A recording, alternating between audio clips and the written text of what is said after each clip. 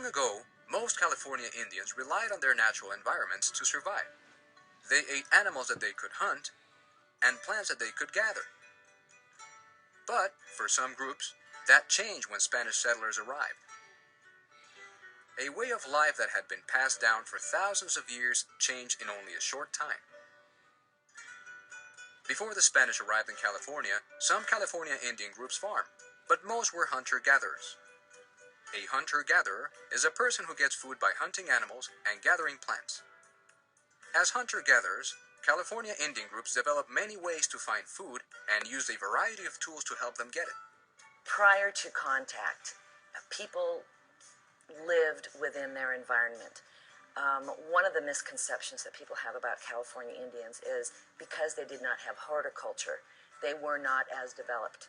But living within an environment and relying on that environment's resources really demands an incredible knowledge of your land and how you can do it. So these people knew when to harvest, when to pick, when to go in what area and what part of that area they had to use. When Franciscan priests from Spain moved into the area, they brought California Indians to live in missions and conform to mission life. The Spanish wanted California Indians to learn how to farm. With the help of the California Indians, Franciscan priests began to grow more crops than they could eat. This allowed the priests to sell the extra crops. An economy based on agriculture began to develop. The lands surrounding the missions became major agricultural areas.